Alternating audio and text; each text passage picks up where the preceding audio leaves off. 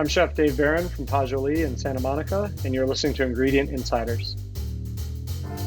This is Ingredient Insiders. I'm John Magazzino. And I'm Andrea Parkins. On each episode of Ingredient Insiders, we'll be talking with chefs and food authors about their favorite ingredients. We then speak to the producer of those ingredients. We talk about their history, how it's made, and why chefs love using it in their kitchens. Andrea, what are we talking about today? Today we're talking about a delicious vegetable. Yeah, which one? So I think this is a vegetable people either love or hate. Mm-hmm. The flavor is found in candy, Oh. in beverages. Oh, you're going to do like a secret reveal yes, now. A secret okay, reveal. I get this. Do you know what it is yet, John? No, I'm still waiting. It's candy and beverages. Candy, it's a vegetable. But you can eat this vegetable. Carrots? Candy? No. You can eat this vegetable nose to tail.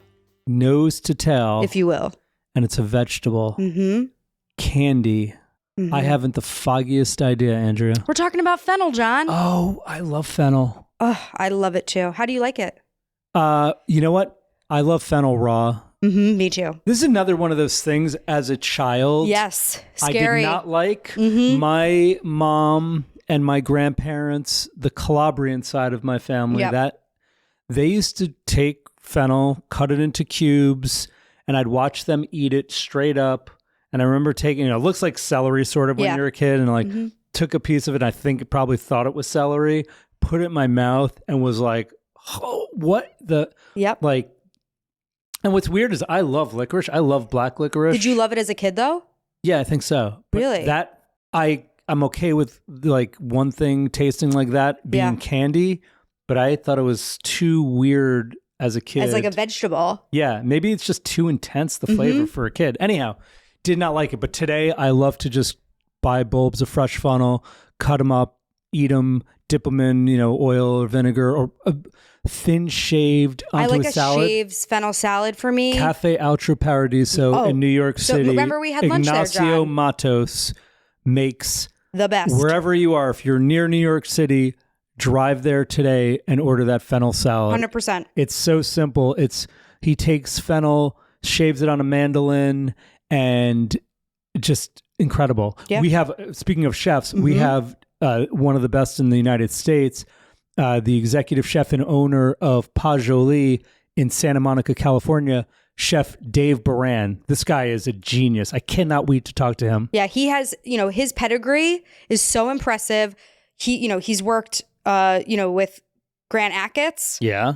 At Alinea. Yep. And, just saying that alone, that we're going to be in for a treat and talking to him. And then we're going to round up a farmer to talk about fennel. This is going to be a really great and a really fun episode. Yes. Awesome. Fennel. This episode is in partnership with the Chef's Warehouse and produced by Gotham Production Studios in New York City. We are in New York, but our guest today is joining us from beautiful Venice, California. I love Venice. We are talking to Chef Dave Beran from Pasjoli restaurant in Santa Monica. Dave, welcome to Ingredient Insiders. We're so excited to have you on. Yeah, happy to be here. Thanks for having me. Before we even talk about this key ingredient. I'm so excited about this ingredient. Are you excited about it? I'm very, very excited. Okay, I feel like I'm going to keep it a secret here and then just pop it out later. Because as soon as I read it, it evoked a memory for me. Yeah. So I love when that happens with food. So, but let's talk about Dave. Dave, are you from California or from LA? No, so I grew up in Syracuse, upstate New York. Yep. And then moved to Chicago for college. After college, I started cooking, and that was it. And so it was kind of like unintentionally became a Chicago chef. Did you go to culinary school or did you go to college? No, I went to regular college. Yeah. I studied business psych and philosophy. Wow. And then somewhere along the way was like, maybe I'll start cooking. It was my dad was a professor of hospitality at Syracuse. So I was kind of like always around kitchens, always, kitchens were not a weird thing for me. My first job I spent summers in Michigan with my mom and stepdad. So my first job was at this terrible little diner at the flea market behind their house. So, you know, it was like first summer washing dishes at 13, and at 14, I was like making toast. Um, you know, so kitchens were just a fun place to be. I was gonna say, do you have fond memories of those days in the diner, or is that like? Oh, yeah, it was great. You know, I had summers in this little town in Michigan, and all of a sudden I was working at a diner and making friends. And so I would go to work and like, yeah, I happened to wash dishes or cook or something like that, but it was more like I was meeting, you know, kids not much older than me and making friends, and it was just like a cool social place to be. And the byproduct was I was working and I was getting, you know, I mean, I think my hourly rate was like $3 an hour at the time. So it's not like I was getting rich off it, but I could afford to like go to the movies or do something. Mm-hmm. So kitchens were a place I was comfortable in, but never really a thing that I saw as a future. All I wanted to do was play hockey. And, you know, that was it. So like even picking a college, it was like, well, where do I have a shot at playing hockey? Wait, so did you play college hockey? I started to, and then I had a couple knee surgeries and that kind of ended it. So Where did you go to school? this small private school north of Chicago, Uh-huh. Lake Forest College. Sure. Mm-hmm. Yeah, well known. Yeah. Okay. Yeah, so, you know, it was great. I was just outside Chicago. You know, it felt like it basically feels like an East Coast prep school. Like it's got, you know, I think it had like 1,400 people when I went there, and but it was a great place to go. Um, and you know, at some point during that, my dad would always travel to Chicago for the National Restaurant Show. Like ever since I was a little kid, he would. And he'd always come back and have like all these cool trinkets and things, and I was like, you know, enamored with the idea of this thing. And so the summer between my I think sophomore and junior year, he asked if I wanted to go to the show with him. So he picked me up from college. We went to the show, and then after the show, he asked if I wanted to go with him to my grandmother's house in northern Lower Michigan. We found out she had cancer, and he wanted if I wanted to help take care of her for the summer while he and my uncle kind of managed the affairs. And so, you know, during the restaurant show, we ate at some incredible restaurants, and then I went with him up there, and I was like, well, I'll get a restaurant job. It's something I know how to do. We ate at this restaurant called Latitude in Bay Harbor, which Mm-hmm. was one of the better restaurants up there at the time. I mean, this is like 2001. Mm-hmm. Then I got a job there, and it was awesome. So I spent the summer cooking in this restaurant with really no experience and no business being in there. And by the time I left at the end of the summer, I decided I wanted to cook. And that So was it. uh, that was it. Yeah. So the idea was I was going to enroll in culinary school after college. Um, Started applying. I think I'm still enrolled in Kendall College, I think. Um, but I learned that after, you know, if you already have a bachelor's degree, you don't get financial aid for an associate degree. So, because it's like regressing in your education. So, um, I figured I'll just go cook somewhere. Couldn't afford culinary school, so I didn't go. And then you kind of work your way through some of the greatest restaurants in Chicago. I saw that you Mhm. worked with Grant Achatz and At Alinea. Yeah. yeah. So tell us more about. So you went from that first spot to the city center. I moved downtown right after college. Uh, Basically applied everywhere. And you know, when you've never had any real jobs, you think your resume is awesome. And really, like now I look back and I'm like, who's going to hire me? But I just pulled out the Chicago Magazine top 20 list and started applying to every place. And um, I happened to walk into one of the restaurants that my dad and I had eaten at the summer that I decided I wanted to cook, and talked to the chef. And he didn't go to culinary school, and he just had a cook quit. And he's like, "Yeah, I'll give you a shot." So my first culinary job or first cooking job was at MK, Sure. Mm-hmm. which was, you know, it was a great restaurant, right? It was basically like Spago if you got rid of the pizza and added steak.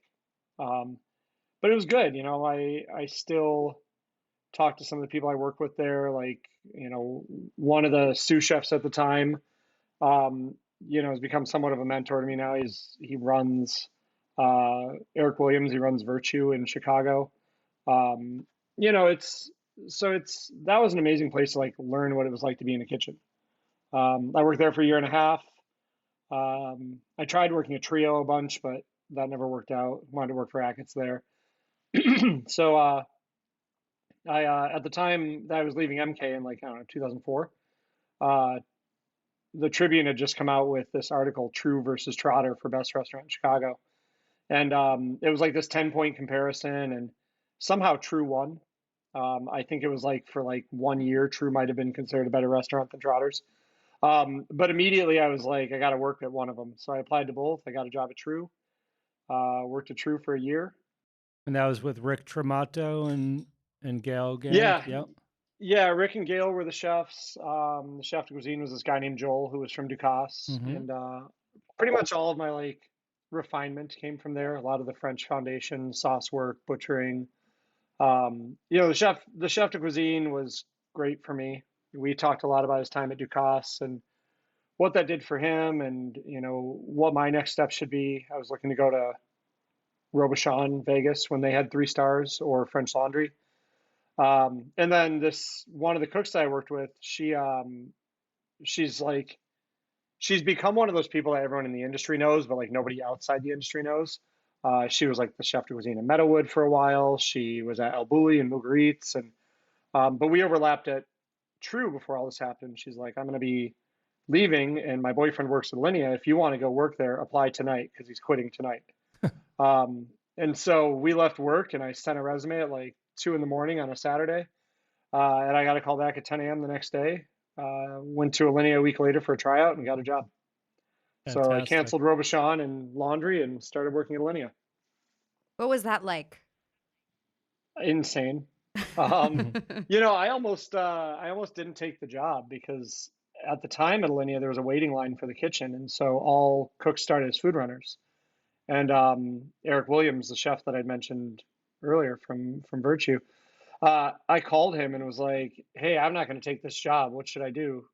He's like, "Why aren't you going to take it?" I'm like, "Well, I didn't sign up to be a food runner. Like, ego kicks in, and I'm like, I'm about to turn 25. Like, I can't take this step backwards in my career." And he's like, "You're only 25. Like, you've been cooking for 3 years. What are you doing?" So I went. I started as a food runner, which was probably the best thing I could have done ever. Like, I learned the respect for front and back of the house and the relationship and how stories are conveyed to diners through the service team, and totally changed my perspective on restaurants.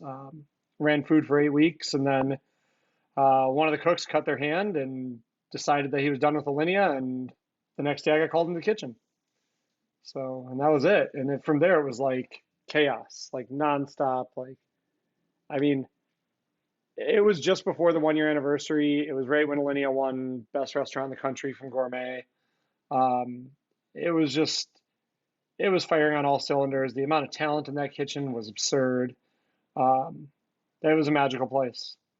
I mean, it was hard, but it was. Sure. How long were you there? So I was at Alinea for almost 5 years, and then I left there to open the sister restaurant next, and I was there for just about 5 years too. Wow, that's quite a run. So with the group for 10 years. Yeah, that's amazing. 2016, I moved out here. What was the impetus for that? Well, my time at Alinea was going really well. I was chef de cuisine there for 2 years, and Atkins kind of sat down with me and was like, I know what it's like at this point in time. You're going to start looking, you're going to want more. And I was like, at the time, I was like, I don't want more. Like, we just got number 6 in the world. We just got 3 Michelin stars. He's like, no, like, I know you're going to get the itch. So, and you don't really know what your food is yet. And of course I'm like, no, my food is this food. My restaurant's this restaurant. And so, they talked to me about opening next, the sister restaurant. And that was the whole, like, every 4 months, completely changed cuisine. We did the ticket system there for reservations, which became Talk. So that was like the testing ground for that. And so the more I thought about it, I was like, well, here's an opportunity to have to change cuisines and to have to change styles every 4 months. So through that, like, if someone's constantly forcing change, eventually you're going to see what sticks.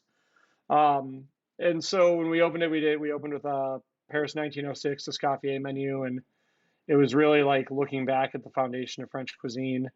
And we went all over the place. We did a Thai menu. We did a nostalgia-focused menu based off childhood. We worked with the El Bulli team to do an El Bulli retrospective.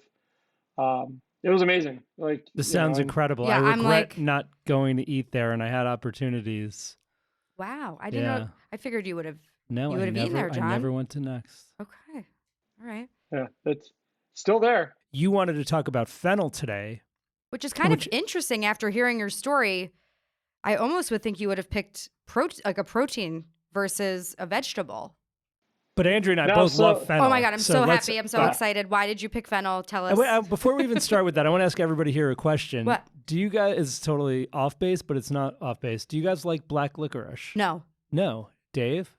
No, not at I all. hate I it. love black licorice, and I find Absolutely hate it. fennel. I hate it. I'm shocked, but I wanted to ask the question. They're so similar to me. I don't. Yeah, I mean, the I don't anise know. flavor's there, The but anise is I there. just do Okay, not like sorry. licorice. I was, just going off on a little tangent there. That's a good Why question. in the world did you want to talk about fennel today? We love fennel. Mm-hmm. All right, so, when I started Linea, none of the food that Achatz was serving made sense to me. Like all of the savory dishes had like fruit on them. It was just confusing food. Like I didn't understand the flavor profiles. We were serving oxalis and sorrel, and fennel was on a bunch of stuff, and I was like, what is this food? Like coming out of True, none of the ingredients we were using were there, and they weren't familiar.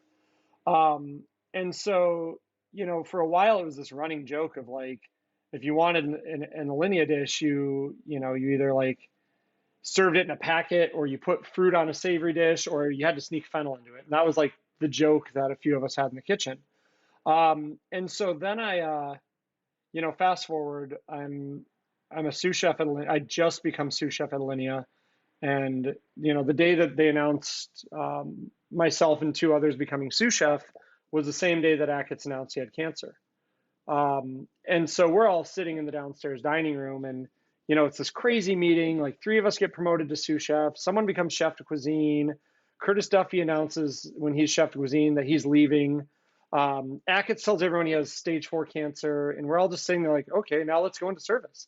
And this is all over like speakerphone because he's at Sloan Kettering in New York at the time.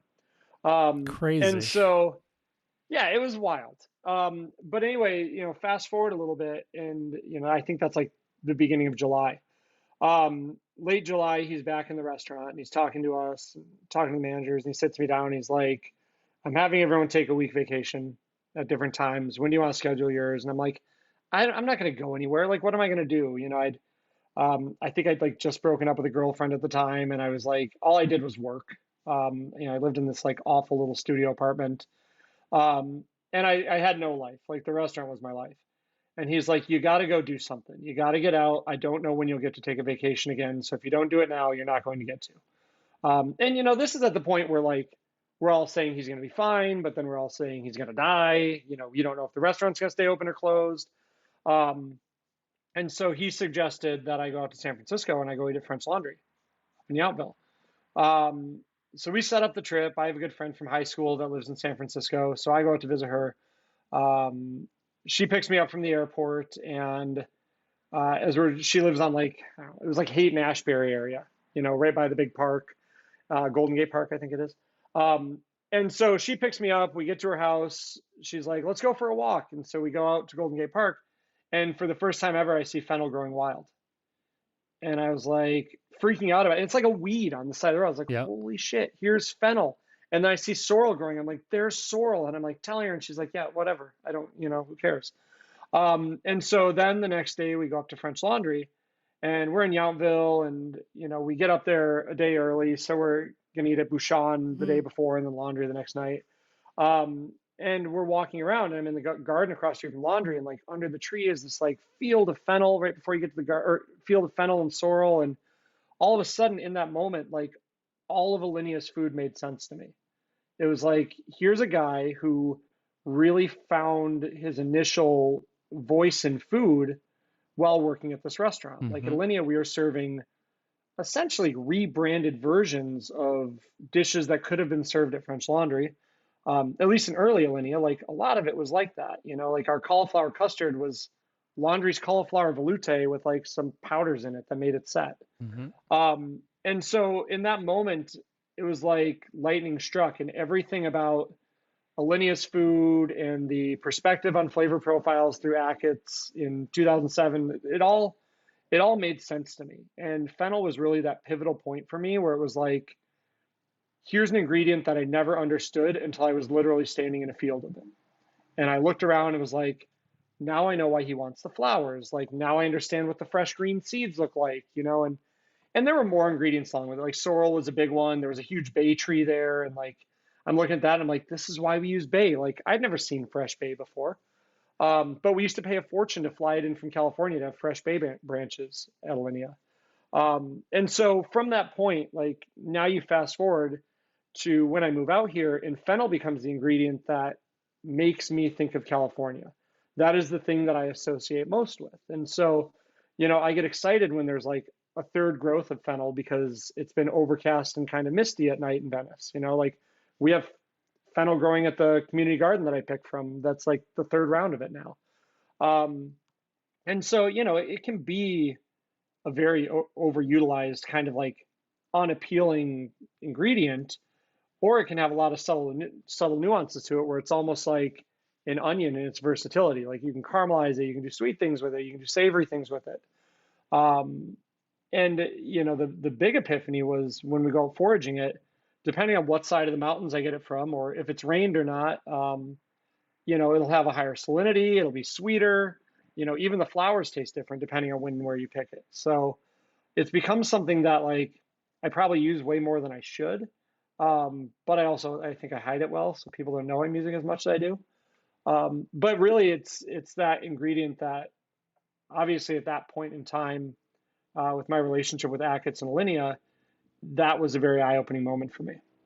I love that whole was story. a beautiful It story. really is beautiful. If you ever write a memoir, you need to put that in there because I don't think anyone of our guests has ever described why they chose their ingredient in that way. And I'm like, thank you for sharing that story with us. Yeah. And I have a love of fennel, and I was mentioning that like the black licorice thing. Mm-hmm.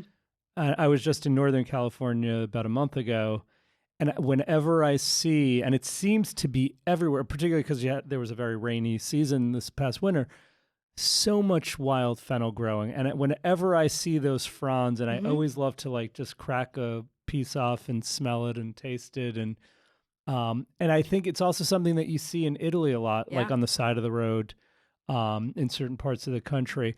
So let's talk about using wild fennel. Will you make your own fennel powder? Will you make will you take the seeds and do things pollen with it? And I'm saying, sorry, I meant pollen. I'm saying powder. Yeah, I mean, you name it. Like we've made fennel vinegars out of the scrap. Right now we have a dessert with fennel jam on it.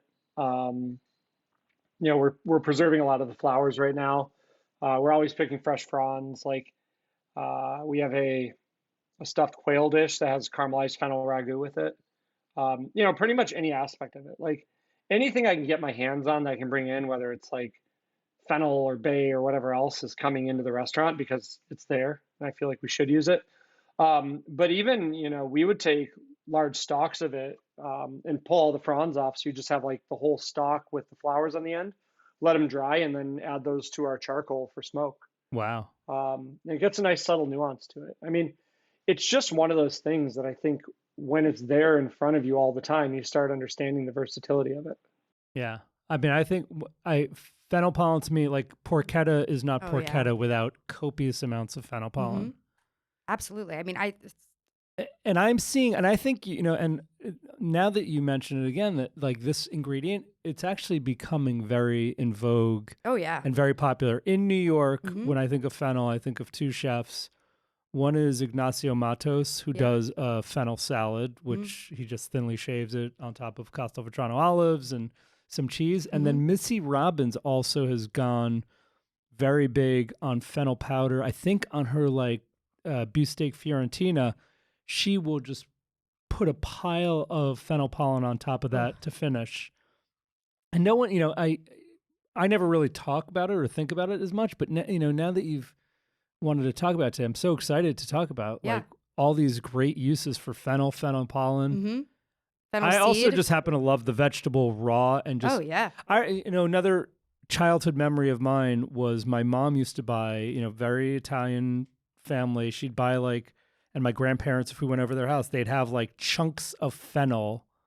Almost like at the end of a meal, almost like a dessert. They'd have like big cubes of it, and I detested it. Well, it's like a digestive. And it was like I didn't like it. Oh, no, we didn't even talk about the alcohol and stuff like that, pastis.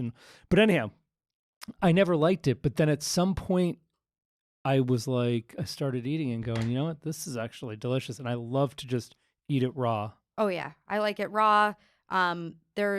I mean, I think my first thought is like childhood.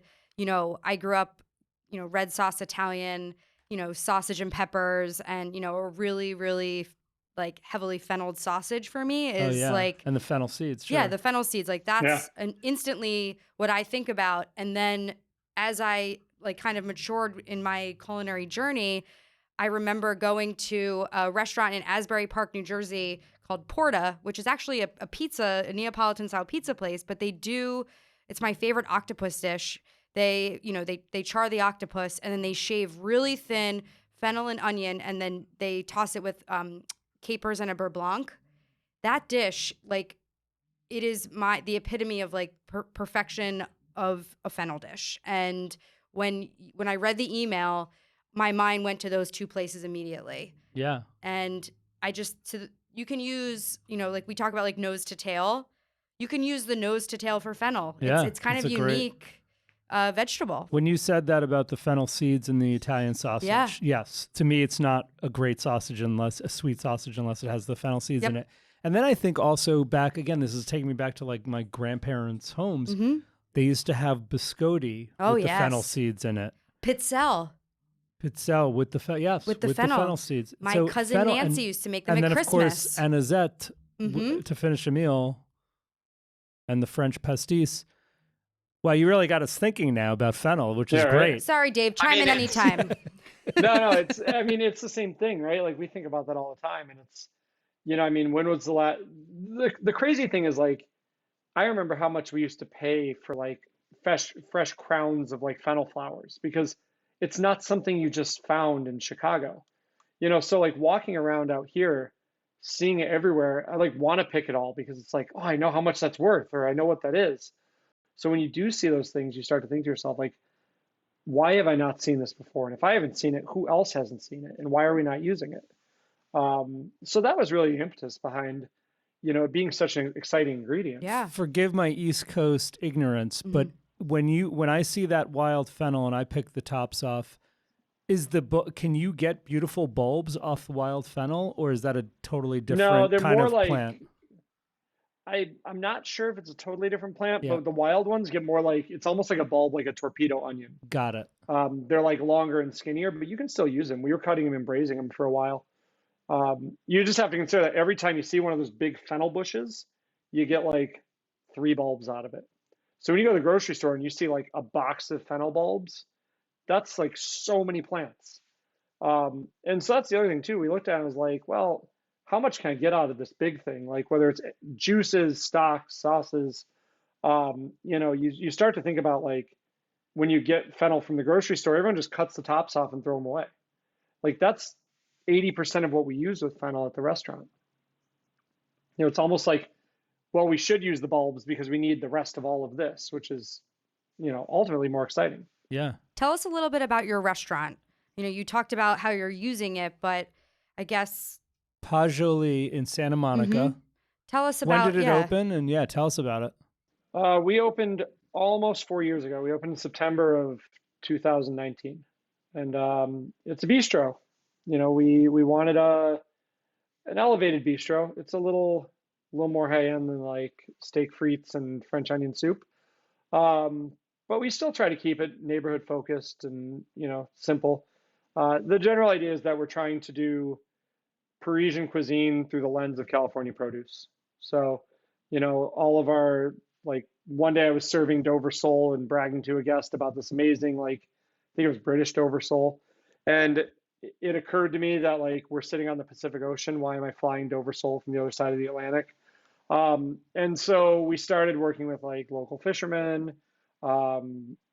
We had this one woman, Stephanie, who brings us amazing halibut. So we had her halibut on the menu for almost a year, and it's caught like within an hour and a half from here.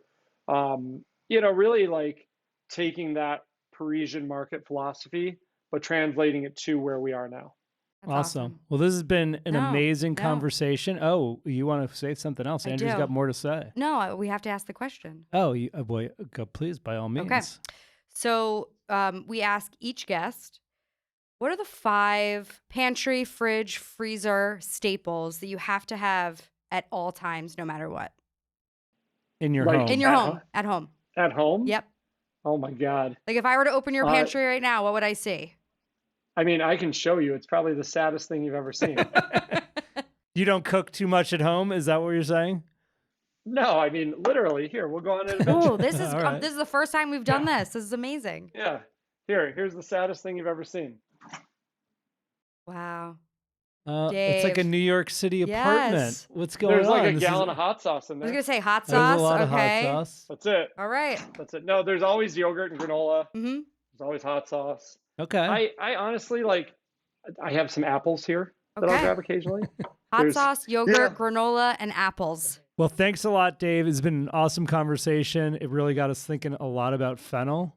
And Yeah, how it was a much beautiful I love conversation. it, and it was really beautiful to Yeah. hear that. Thank you for your I just time. love that epiphany. Oh, I'm like about picturing you standing at being the in French Yountville. Laundry. I know that farm Yep. across the street. Andrea and I were just there. Yeah. It's just like it all came together and Mhm. made sense for you. Because I also, it's like you're shipping these things to Chicago in the winter, and like it didn't make sense until it made sense. Right. And I just love that. Thanks again. This was a great Thank you, Dave. conversation. Yeah, thanks for having me. The restaurant is Pasjoli in Santa Monica. Chef Dave Beran. Thanks again. Of course. Take care. This season of Ingredient Insiders is brought to you by Bazzini Nuts. Bazzini is the brand of choice among chefs in the finest hotels and restaurants. Their legacy of quality extends to gourmet retail stores, specialty boutiques, grocery distributors, and delis, ensuring you have access to their extensive range of consumer retail packages. It all started in 1886 when Italian immigrant Anthony L. Bazzini began selling nuts by the pound to bakers, street vendors, and individuals during the Great Depression. But Bazzini Nuts isn't just about peanuts. They offer a delightful array of nuts like cashews, almonds, pecans, pistachios, hazelnuts, and more, plus a tempting selection of dried fruit, including apricots, cranberries, figs, dates, prunes, and tomatoes.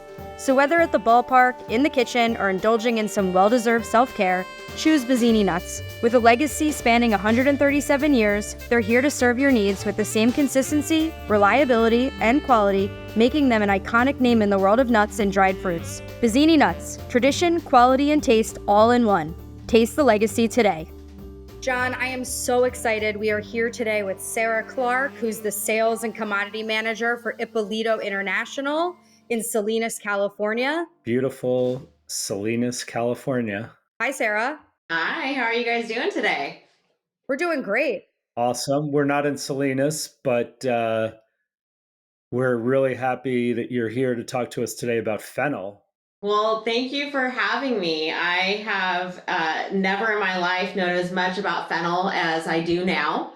I thought I knew it all, but I have learned quite a bit in researching this item since we last spoke. Are you a farmer? Tell us about Ippolito. Tell us about what you do. I am personally not a farmer. I work for the farmers, the growers, and the owner, who is local. Ron Mondo is second generation farming family here in the Central Coast. His dad and family were farmers, starting with Brussels sprouts way back before Brussels sprouts were popular as they are now. There is a company called Ippolito Fruit in Canada, and they are also second generation farmers, started in the 1930s. And Ron Mondo and his father would grow vegetables here out of the Central Coast and ship them up to Canada to help them in their off seasons, the winter seasons. And in 2001, Joel Ippolito and Ron Mondo partnered together to create and establish Ippolito International here in Salinas, California, in the Monterey Bay. So locally owned company. So can you tell us a little bit about the fennel growing season, how long it takes, kind of describe to us a little bit? Absolutely. Fennel is a perennial plant. However, it can be grown as an annual. It's a very easy plant to deal with in terms of if you're comparing it to a Brussels sprout, an artichoke, celery. And it's a very ancient plant. Typically, and it depends on the weather and the time of year, but let's use right now the end of August and beginning of September, which is when we start to go into our Indian summer. So we typically start to warm up now, and we'll go into the 70s and 80s, although right now, kind of like everywhere else in the United States, we're below normal temperatures. Our weather is wonky just like everyone else. So historically, we would be going into times of 80s and even 90s as you get into the end of September and October, and the plants love this weather. The typical growth cycle right now is 60 to 70 days, and that's once the plant is put into the field. We do use transplants, and so many items are started in a greenhouse, and they're started from seed. And depending on the item, and fennel is about 30 days, 40 days in the greenhouse, and then they take that plug or that transplant and put it into the field. And again, with the warmer weather, the longer days and sunny days, it's about 60 to 70 days before it's harvested. Okay, so it has like a 90-day kind of turnaround from seed to being harvested. Yes, correct. And that's actually a very fast turnaround depending on what you might be comparing it to. Brussels sprouts can be about 7 months, artichokes 7 to 9 months. So those are a very long time in the ground and very committed. This one has a nice turnaround. In the winter months, it might take 120 days, and that's just because it's cooler and shorter days. Yeah, I'm a huge fennel lover. I mean, how much fennel is Ippolito growing each season? Is it year round and you're just shipping it out? It's year round. We grow it here in the Salinas Valley. Typically, it starts up in April when you transition from Yuma back to Salinas. So April, and we'll run through Thanksgiving up here in the Salinas Valley. And then it transitions down to Yuma at that same time. So roughly Thanksgiving to the end of March, beginning of April. It's a year-round item. And it's packed typically in a carton pack as a 12 count, a 24 count, and a 30 count. Most people out there love having the full white bulb itself, which most consumers, and if you cook it yourself, you likely will use the white fleshy meat of the bulb. But it's also packed with the full stems and the fern, as again, all of it is edible and usable. What makes a good fennel, if you will? Like, what should a consumer look for, or what should a chef look for if they just received a fennel delivery? What are the qualities of a good bulb of fennel?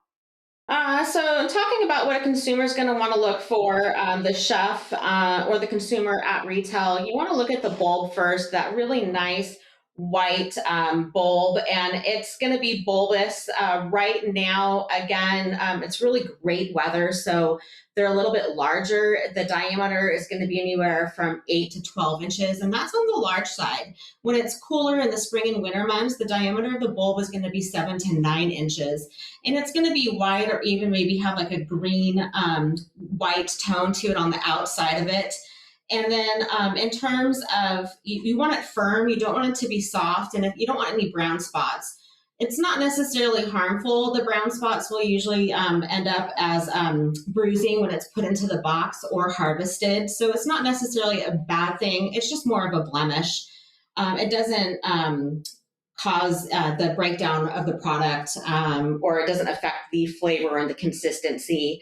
In terms of the stalks and the fern itself, heat can cause some yellowing. So this time of year, when we do get into these heat spells, you might see some yellowing of the fern. Again, it's just more of an eyesore. And typically people don't use that fern, although again, it is edible, and some chefs will use it as a garnish on top of a salad to finish off a salad or a presentation. Yeah, I love that fennel is kind of like a, when in like meat or center of the plate, we call it like nose to tail, where you can you want to utilize the whole animal. Fennel is kind of like that vegetable where you can use the root to the frond at the end. Yes. So yeah, it's very versatile. It's also seasonal. So of course you have, again, I haven't really seen any people use the roots themselves, but you can use the root to the tail, to the head of the plant. The demand really does go up. So going back to your question earlier about the volume or the tonnage, it's very popular in the fall and winter months. Of course, the Italians love it. So it's very popular with certain different cuisines and nationalities, different regions, Mediterranean, Italian food, soups, salads. So as we go into the colder months, people will start using it more for a soup versus a salad. And of course, if you're making your own meats, it's a very, very popular ingredient for making homemade sausage and stuffings for turkeys. Absolutely. John, you have anything? Not really. I mean, you covered it pretty well. And of course, if you prefer your beverages, teas, absinthe, sambuca, it's popular in stews, even pizza toppings. You can eat it just blanched. You can eat it raw. When it's raw, it's going to be crunchy and have a little more mild flavor. A very common way to start out with cooking it is sauteing it in butter or some olive oil to your preference with an onion, and then it becomes very, very sweet. Can also dry the tops. It's also used and transitioned into a seed for a dry herb. Nice. Yeah, I love doing all of the research and the history and whatnot. I was reading that in the medieval times they used to hang fennel over their doorways to ward off evil spirits. They used to plug their keyholes with fennel on St. John's Day. So it does go way back to these kind of Roman times, and when it was not just used for food but also kind of part of daily life. Absolutely. And I don't know. I believe we have a Friday the 13th coming up in October. So we all might need to get some fennel and hang it from the rooftop or by the doorway with that coming up. It goes back to medieval times. It's known for having heavy antioxidants. It's an anti-inflammatory. It's very heart healthy. So it's a natural remedy, Mother Nature's remedy, if you will, to many common ailments that we all experience in life. Well, if you're not a fennel lover, please go to your grocery store and buy a bulb. You can eat any part, raw or cooked. Has that beautiful anisette kind of licoricey flavors to it. Now I want to have fennel. So we appreciate your time, Sarah. Thank you for being here.